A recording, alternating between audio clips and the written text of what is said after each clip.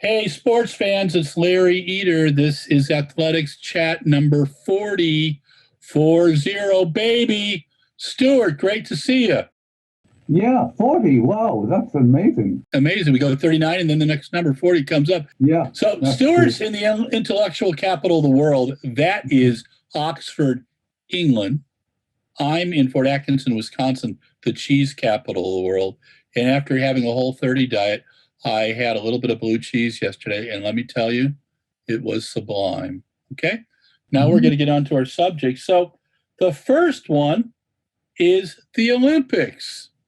And you suggested starting from suppose they had an Olympics and no one could go, strange signals on Tokyo 2021.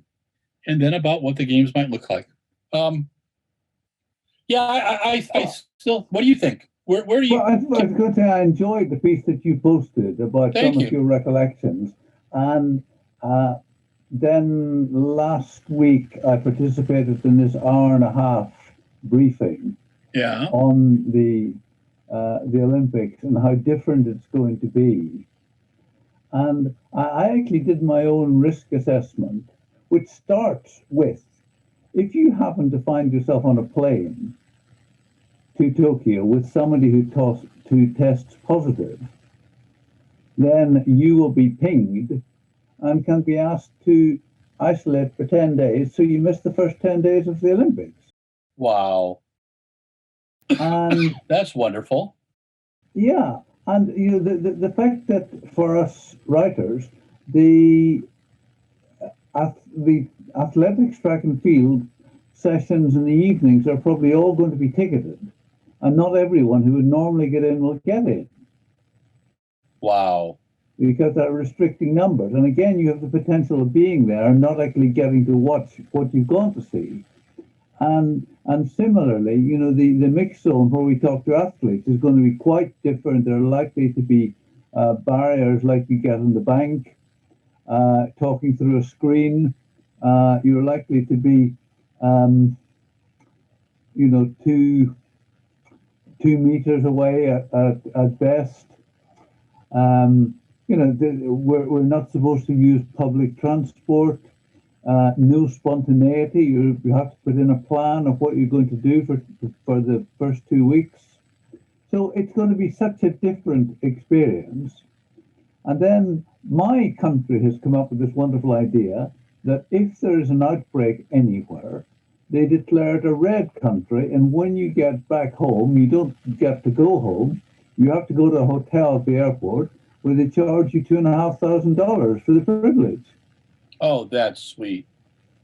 So there are an awful lot of challenges in getting to the Olympics this year, and we don't know yet whether they're going to be spectators, what the atmosphere is going to be like.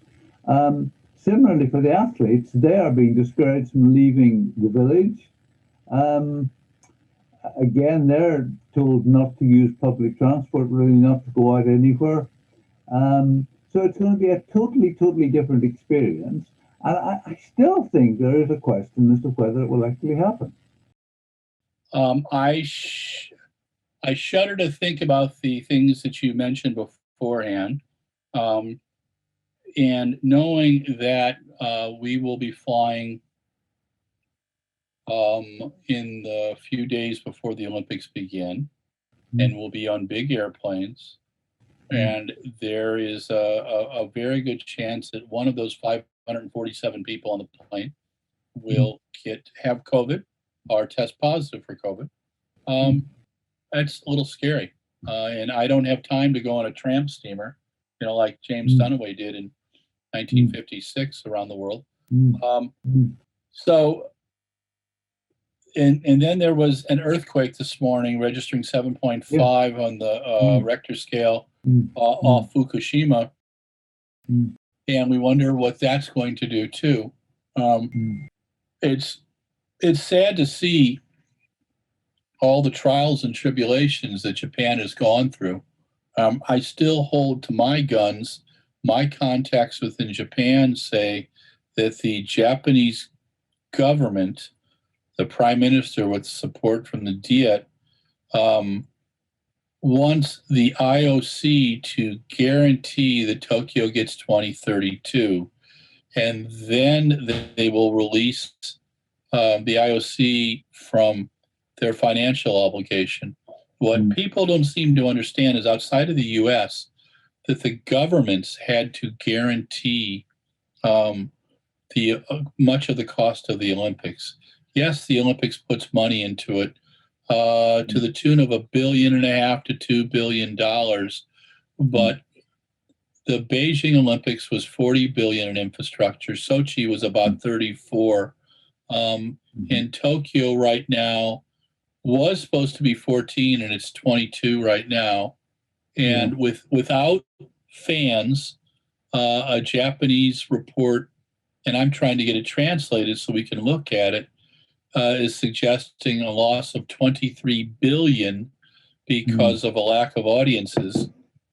I also think that includes, the weird, things that you can buy at each Olympics. There's always some stuff that I bring home. I've in my office here, if I did a video, I've got stuff from every Olympics since 1984, and all the books and everything. Well, actually, I think my first one is from the 1912 Olympics that's up in the shelves. But I didn't realize you'd been to the 1912 Olympics. Yeah, I know. Well, I was that was, I believe in reincarnation, and I think I was an ant back then, because you kind of go to a higher level of thoughtfulness. Now I'm a media person. That's a little higher than an ant, I think. But yes, no, it's Tokyo was going to be problematic no matter what. It's in the most expensive city in the world. It's in the most crowded city in the world. The pricing was obscene on a hotel room no matter what. The pricing, we were spoiled when in 2007 we were in Osaka for the World Champs. In that, I stayed in a hotel, a businessman's hotel, for $41 a night. That included breakfast and a steam bath and a talking bathroom. Swear to Buddha, a talking bathroom in Japanese. And it turned from bathroom to shower, and you had to figure out how to translate the English, which was exciting. And I really wanted to be able to tell some stories from Tokyo. But right now, I go back and forth. I share with you that concern. I'm going to read the playbook in the next couple days. I've told my friends at the USOC that, yes, we will be there. But, and that would have been my 10th Olympics that I've covered. And I think 8th that I've been to. But it's, I'm preparing myself that my next Olympics may be Paris. Because I don't believe if it doesn't happen this year,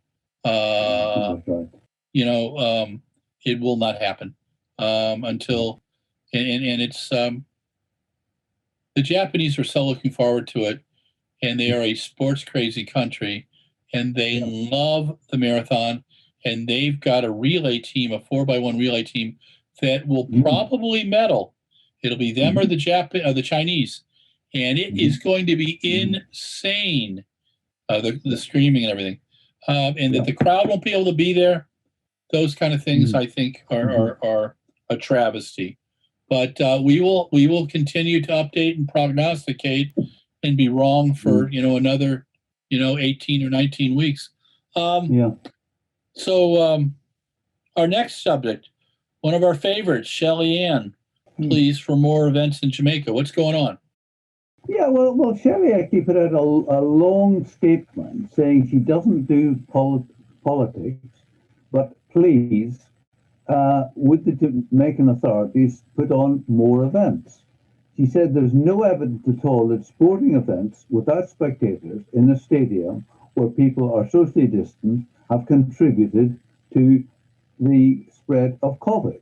Yeah. And she also says, given that Jamaica has currently got a rule that if you leave the country and come back, you have to quarantine for 2 weeks, it makes it impossible for Jamaican athletes to compete abroad, and yet there are no competitions back home. Yeah.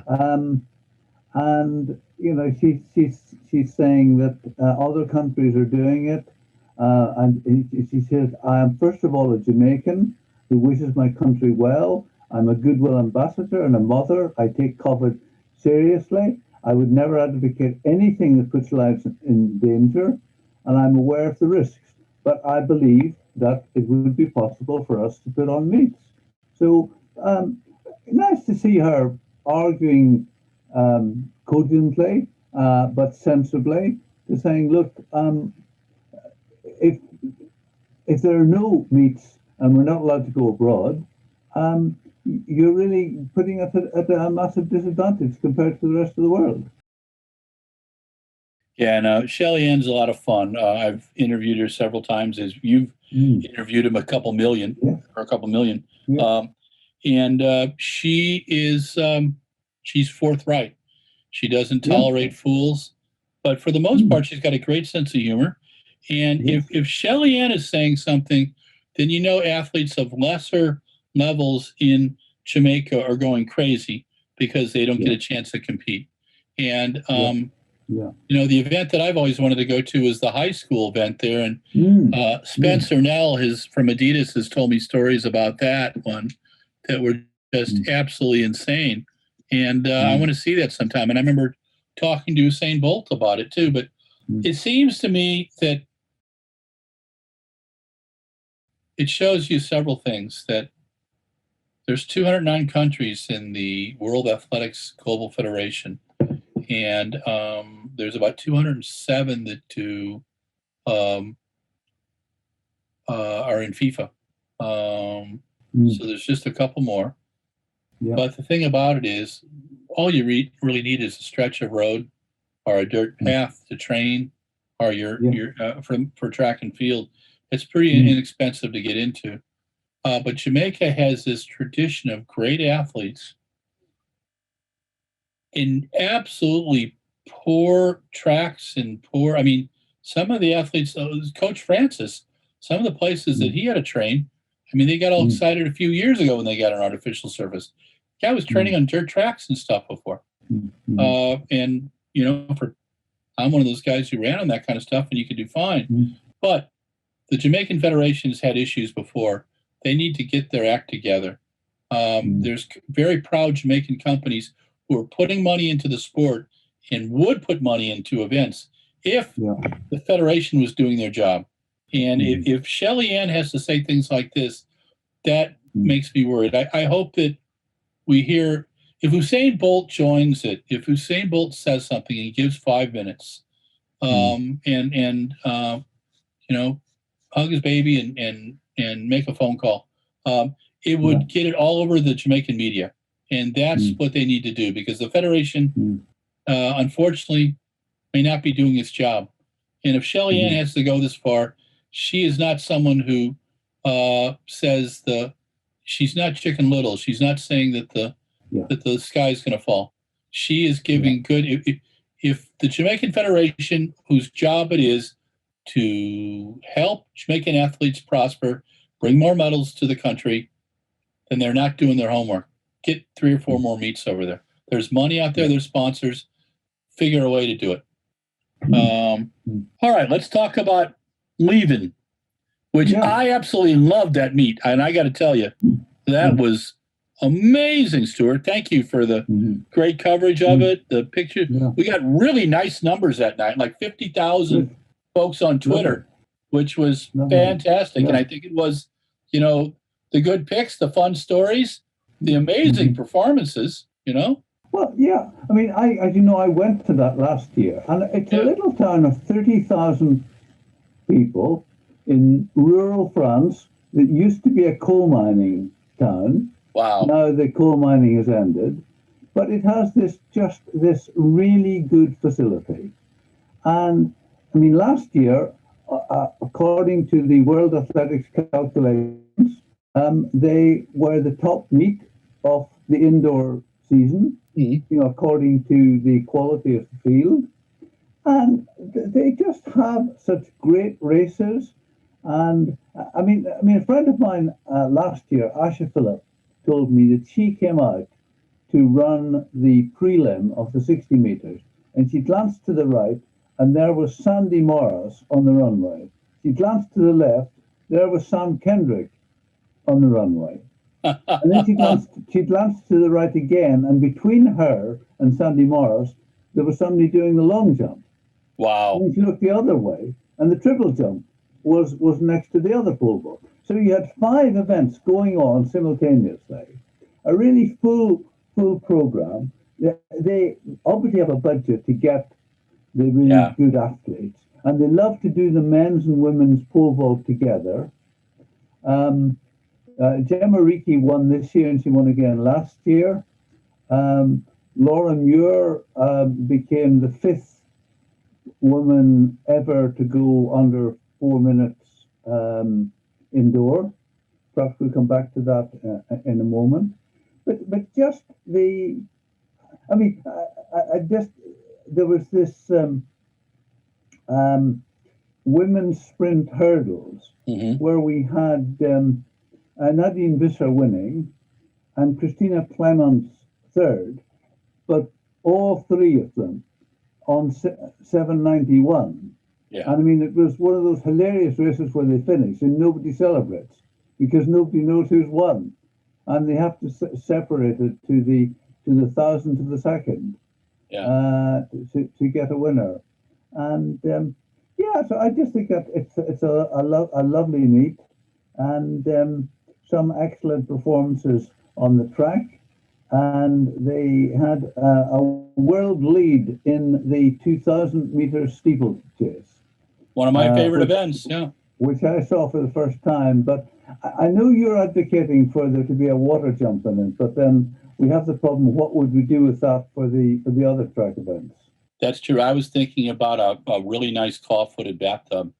You know, but it would look great for optics, but I'm not sure how you could do it. Yeah. So we'll stick with the hurdles. You know, was it Geza Felicitas Kraus ran one a couple? Did she run in Lieven? Was that the one she ran in Lieven, or was it Geza, the German woman? The winner was Yavi from Bahrain. Okay, yep. There was Geza did one a week before. Summer says there's a circuit now for the 2,000 meter indoor steeplechase. Oh my gosh, it's like when we had the 400 meter hurdles indoors for a while. That was that was a lovely roller coaster event. It was chaos if ever I saw it. Yeah, I remember Felix Sanchez doing a. It looked like a 2.5 gainer face plant, you know, at the finish line. I mean, the elephant in the room is that Gustav Tsegay running 3:53.09, and I mean, what a great performance. But I mean, sadly, the way things are at the moment, when somebody breaks a world record, there are sort of people asking questions about it, particularly in a year perhaps when there hasn't been as much testing.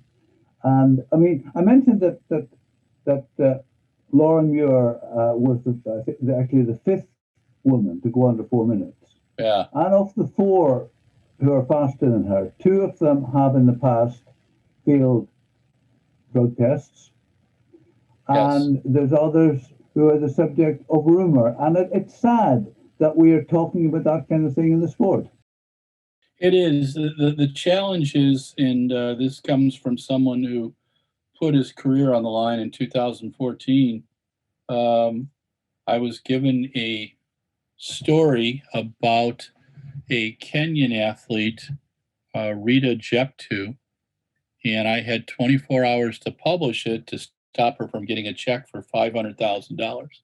So I had to corroborate it 4 times. I had to wake my lawyer up, and we sent the story to 31 newspapers for free. I didn't want to make anything from it. And it stopped her. And we had a couple threats. We were asked to come and speak to a group in Kenya about it as well. My further research on it showed me how insidious it was in Kenya. And just the truth is, there's a lot of, it besmirches the majority of athletes who are clean. And I really do believe that. The problem in Ethiopia is dealing with a a state that they're in a state of war with one of their states, and two fine athletes from there, from that state, hid for up to 45 days and got out and trained for less than a month, month and a half before they were beginning to compete. The challenge is, and we don't know, the challenge is, are these athletes being tested? What's the situation on drug testing in Ethiopia? A 353 is really fast. It wasn't a 356. It wasn't a 355. It was a 353, which is pretty much equivalent to a 410, 411 mile, which would have been the close to the world record too. So there's rumors fly about any of these athletes now. There's a statement I made to Stuart just before the broadcast that world records are made to be broken. That is true. However, they're not made to be broken frequently. Sometimes that happens. World leads happen. World records have happened where somebody's broken one, I believe, in a day, and the next day someone breaks it the next day. But that's when, and that does happen. Could we be at the beginning of another women's running revolution? We could, and that's the way I would like to think, but I also want to make sure our friends in AIU, our friends in WADA, our friends in USADA are confident that their testing is protecting the sport, because that's what it's about. And so we'll keep our fingers crossed. It was an extraordinary event, race, and we hope that she is clean. And while I tend to want to think that way, experience has told me, let's let AIU do its work. Let's let WADA do its work. Let's support the Ethiopian Federation in doing its work and doing proper testing there, because Ethiopian athletes are absolutely brilliant. I've had so much fun interviewing Dejan Gabriel-Mescal and Hagos Gabriel-Hewitt, and Haile Gebrselassie is one of my two top interviews of all times. Top one, just so you know, is Emil Zatopek. But Haile I got for about 12 hours. Got to watch him play pool too. They're lovely athletes, great people, represent their country well. And I don't want this kind of stuff to besmirch their country. So we hope that the testing stuff gets taken care of. But this is something we had to talk about today. So thank you, Stuart, on that. You want to round up some GB performances for us? Well, no, I've got a scoop for you. I have got a scoop. Oh, my gosh. Judy Williams ran her fastest indoor race for 12 years. Yeah. Now, some people will say it was actually the first one she'd done for 12 years. But, you know, let's not let things like that get in the way. I'm amazed to discover that Judy apparently literally had not run indoor for 12 years. Wow. And she did it the weekend. But now, seriously, the good performances, we talked about the middle distance runners. So last weekend, we had Charlie de Val-Grice running 1:45.62 to set a British record. And then Jimmy Webb ran a PR in 1:46.26. Jake Whiteman did a 3:44.48, which was not only a PR, but a Scottish record. At 3:34? Is that what you said? Okay. 3:34.48. Okay, great. Thank you. And Andrew Posey had a couple of injury niggles, but he managed to make his first appearance and ran 7:57. Okay. So that was a season opener. And somebody we like on this program, Jesse Knight, won a low-grade British event in 52.65, which means he's got the qualifier for the European indoors. Nice, nice. And one of the things that's encouraging about that, and also the same place where Jesse was running, is that there were last weekend 2 or 3 low-grade British event. I mean, low key. Yeah. And so it's an opportunity for a number of British athletes who haven't been able to travel to get some qualifying times for the European indoors. Because the problem with traveling at the moment is that because our country has this red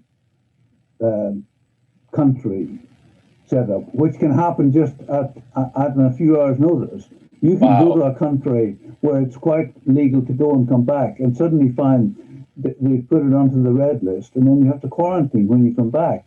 And also, because of that, because people aren't traveling, it's difficult to get back. I mean, I spoke to Andy Young, Gemma and Laura's coach, and they had to stay 2 days in France before they could get away back to Scotland.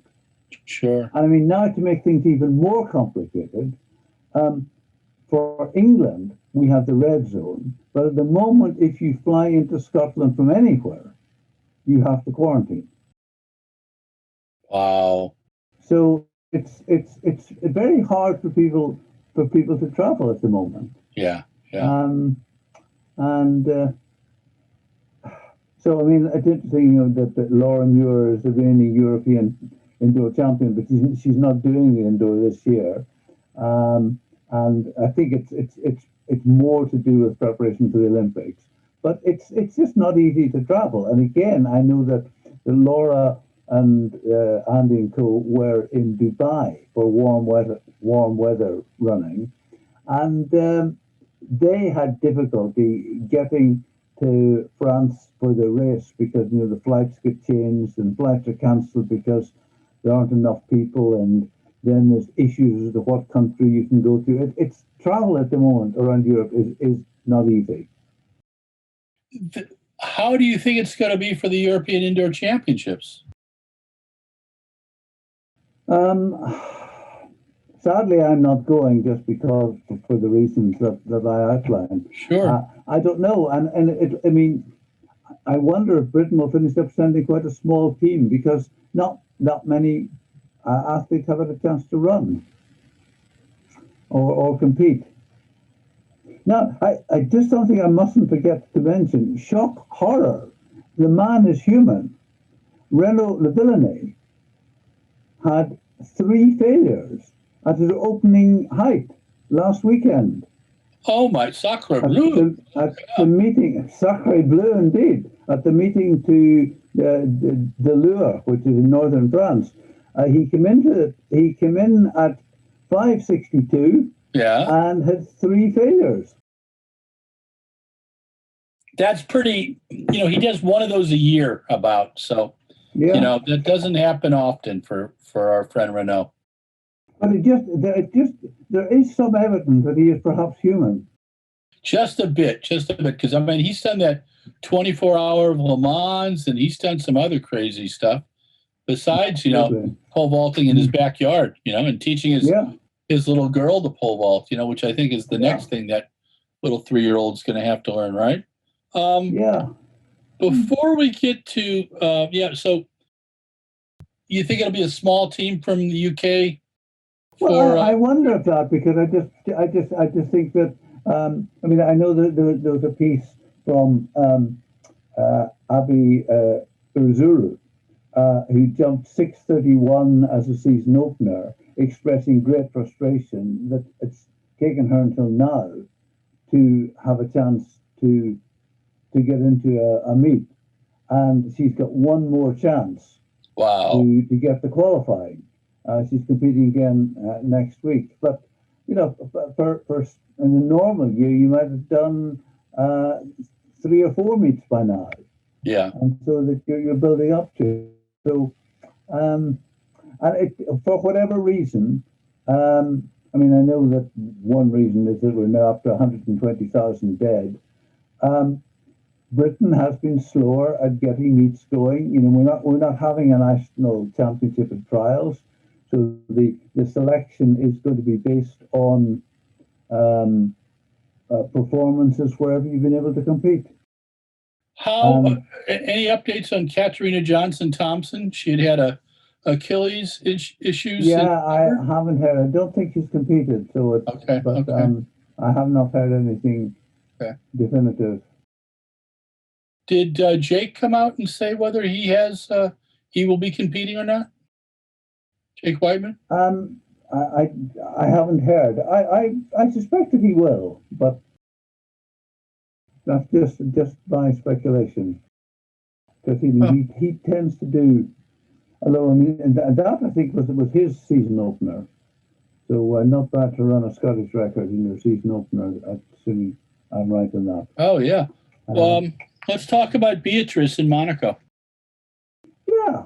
Well, I mean, she is an athlete that I have always admired because she puts in the performances, and you know, she doesn't just have one way of running. You know, like that. Obviously, her main event is the steeplechase, but she can do a good flat race, and sometimes she sits in, and sometimes she goes early and dominates the race.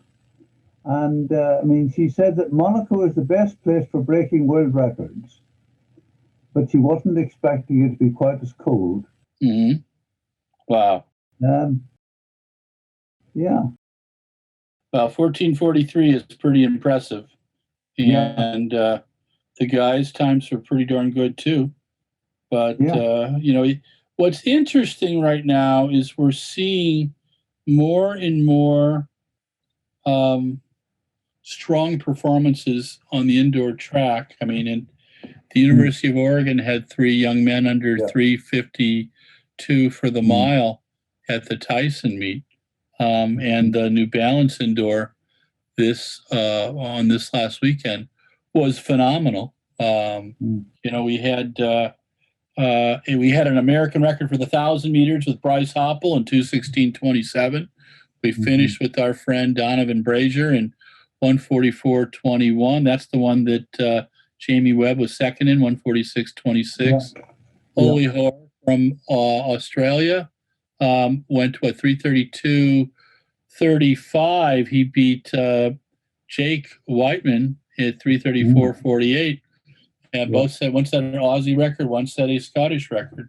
And then we got to see Shawnee Miller go 50:21. And that's, no one's getting that.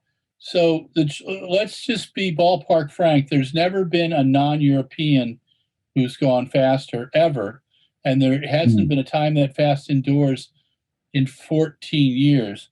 Watching Shawnee, who is tall and not fall off the track, was pretty amazing. And the reason why I talk about fall off the track, I was in a meet in 1976 at the beginning of the Olympic year, and Edwin Moses was trying to run 160 meters indoor, and he fell. He was so tall. It was on a 160-yard track. And afterwards they told us that it was really hard for tall people to run that, run like that. So good stuff, in New Balance. And it was just a fantastic meet. Oh, and then Mike Norman and Ray Benjamin, training partners, went at it in the 400. They hit the middle of the race in about 21:48, and then they came back and ran 45:34 to 45:39. And it was a lot of fun to watch. It was really exciting. So, and another very solid performance by Trayvon Romo. Just hope he can get into the summer without injury. Yeah, that's my feeling there too. Kaylee White on the women's side went 7:17, and Candace Hill, the young American who broke 11 seconds as a junior, is having the best year she's had in about 4 years. So there's some really good stories. And then just the one to make me smile was, Noah Lyles did the 16, the 200. Really not that fast, but he was okay. Cindy McLaughlin ran a 60-meter hurdles, but she was running against Kenny Harrison, and Kenny takes the world leader in 7:84.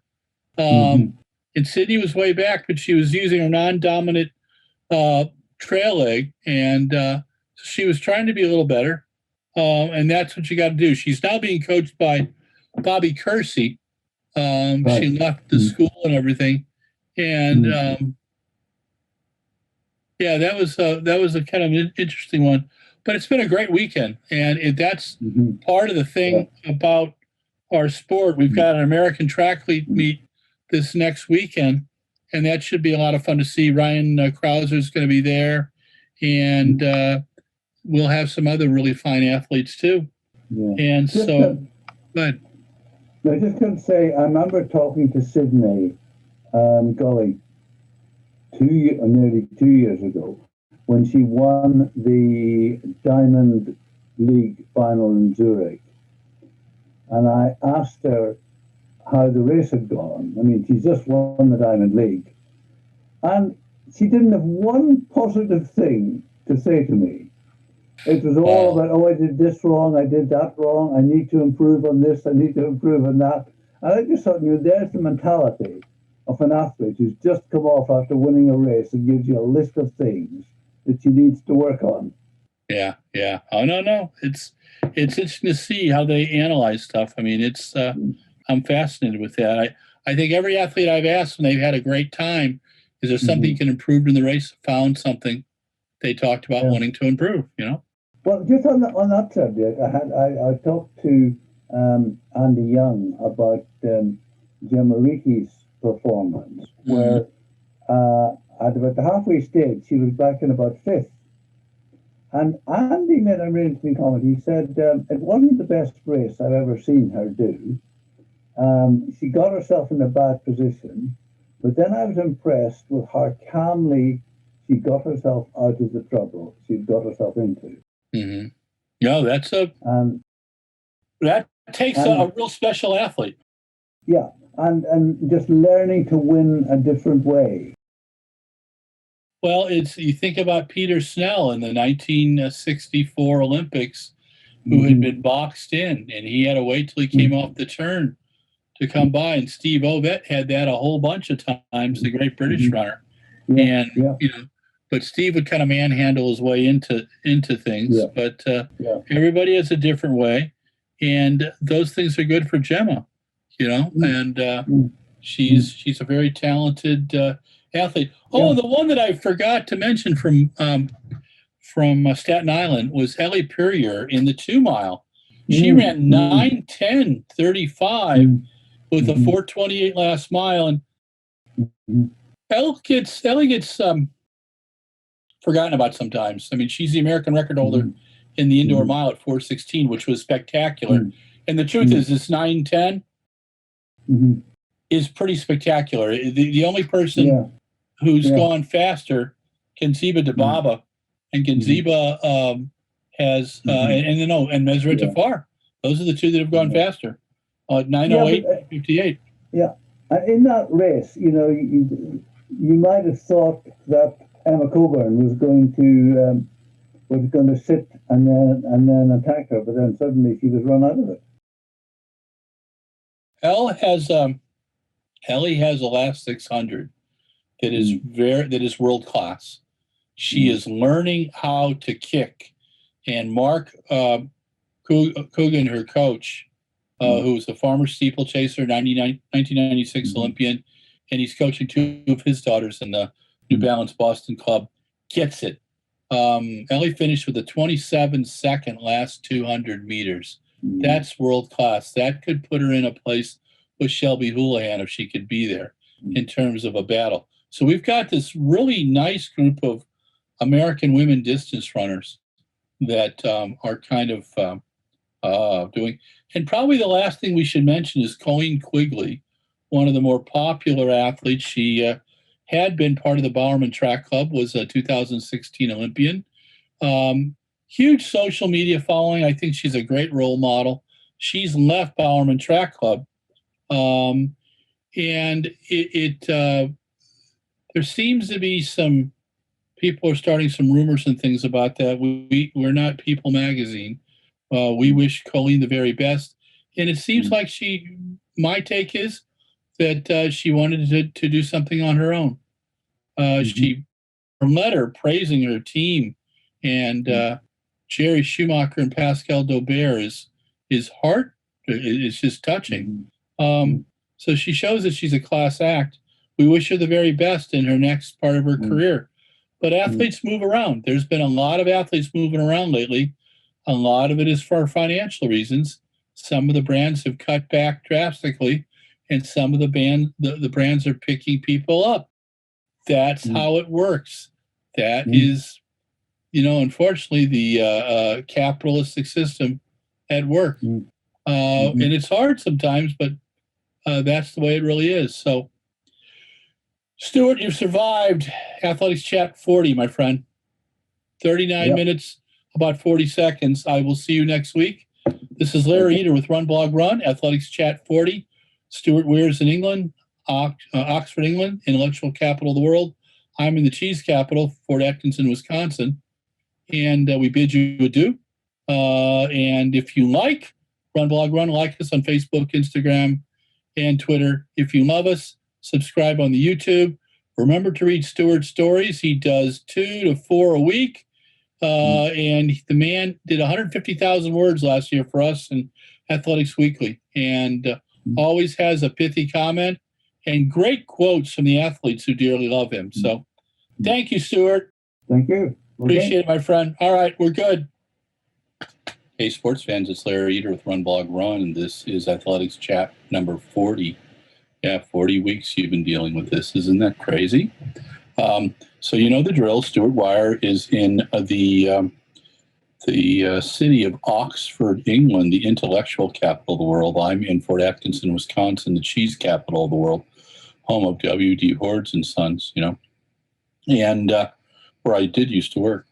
And today we had some very topical discussions. First, the Olympics. Wow, Tokyo. I think we both want it to happen. We both understand that if the Olympics happens, it'll be in a form that is many of us have not considered. I don't believe there'll be fans, neither does Stuart.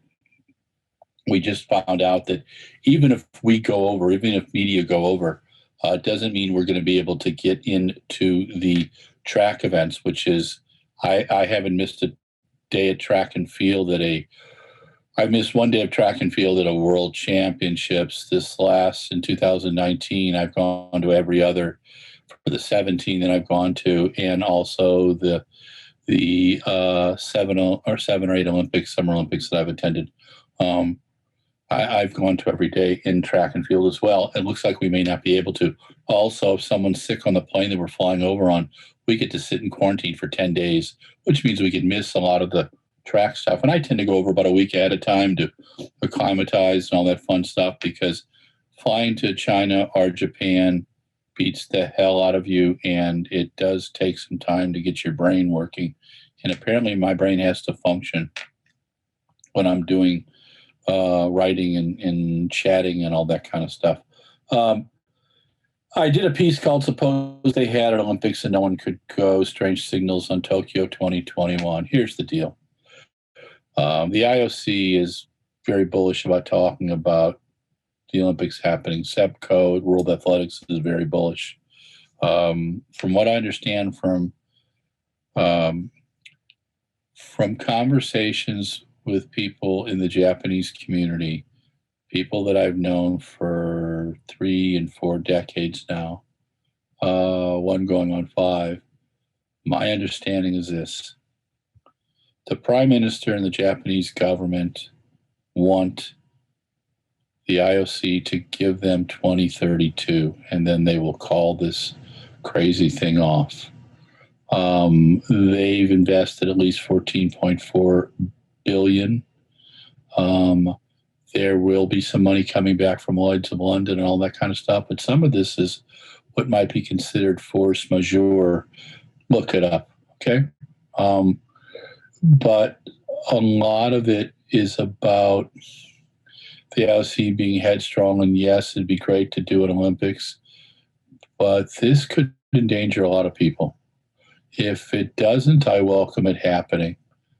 But in the best health situations, athletes get sick in an Olympic Village because you've got all these athletes peaking, and then you've got everybody coming from 209 countries who have been exposed to different things.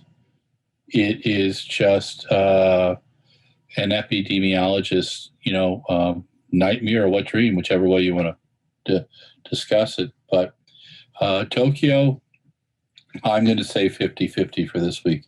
Shelly-Ann Fraser-Price, the incredible Jamaican sprinter, is pleading for more events in Jamaica. And I hope the Japanese Federation, who has kind of fallen to the wayside, can pull its head out and start thinking about these things. There's tremendous athletes in Jamaica, and there's tremendous ability to develop athletes. Jamaica is to the sprints what Kenya is to distance running. And they've got great coaches. They've got great athletes with a great work ethic who work out on absolute crappy places. There is money there. It'd be nice if a couple sponsors came in and put another 3 or 4 tracks in and a few other things. But listen to Shelly-Ann. She doesn't bullshit. She doesn't whine. She doesn't suffer fools. If she says they need some more meets, they do. I would love to see Usain Bolt, dear friend of the sport, come out and say, hey, look, sponsors, put some money into this. Help Shelly-Ann get a few more meets happening in Jamaica. I think it's important. Point 3, Leaving France, a rural town of 30,000, put on best track meet pretty much of this season so far. Incredible performances there, from the sprints to the sprint hurdles to the pole vault to the 1,500 meters to the 3,000 meters. Just mind-boggling. And no fans. The TV was amazing. Stuart's been to the leave-in meet. I have not. I would like to put her on my list to go. So it'll be on my list for 2021.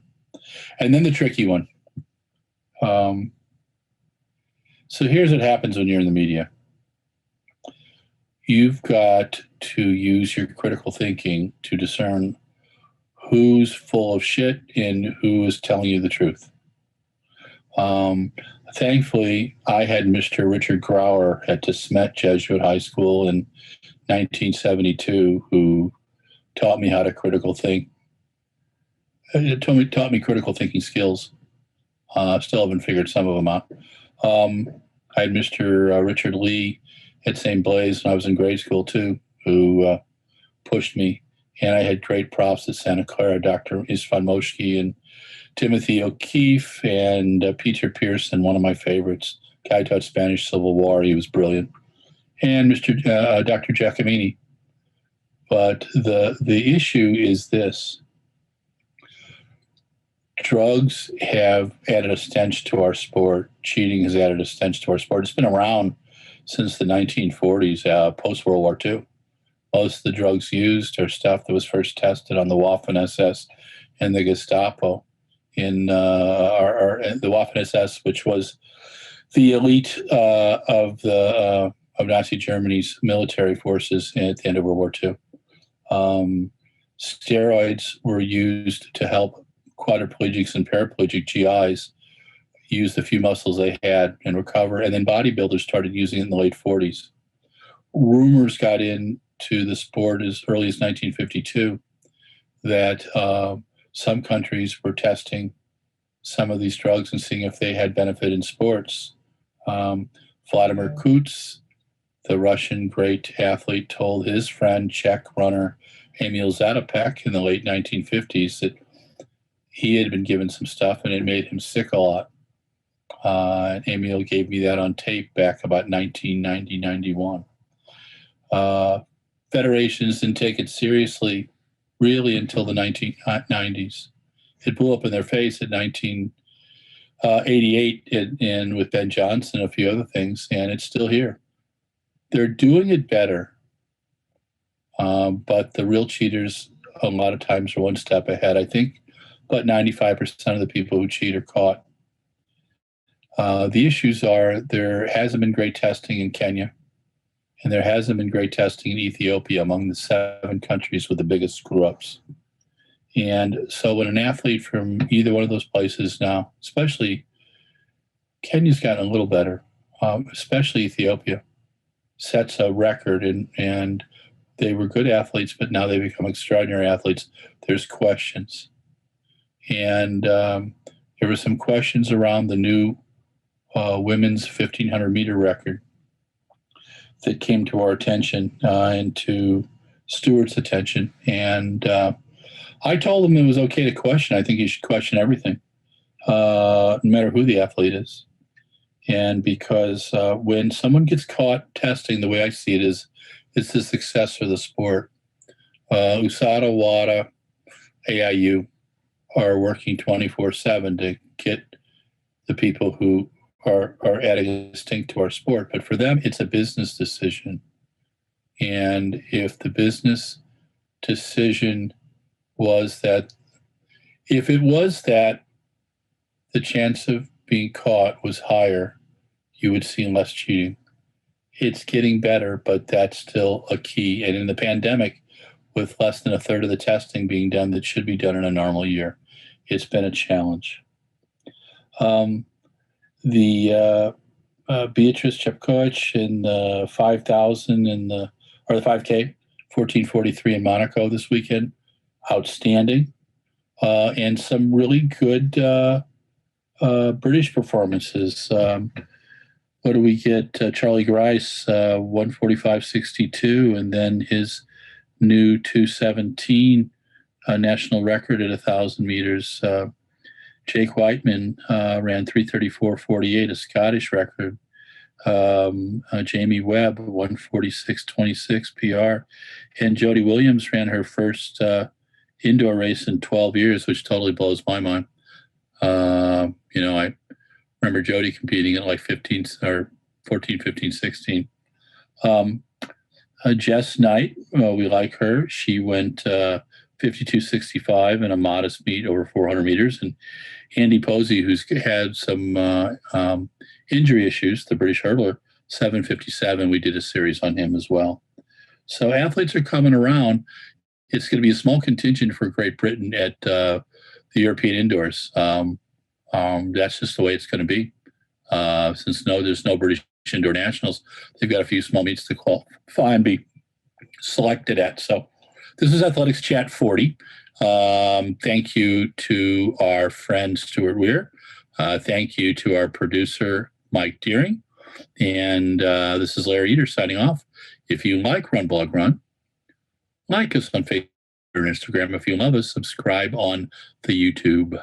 Stay safe, wear a mask if you're indoors. If you're outdoors, can't be 6 feet separated, wear a mask. Stay aware, get vaccinated, take care of yourself. I want to see you at some track meets. Talk to you soon.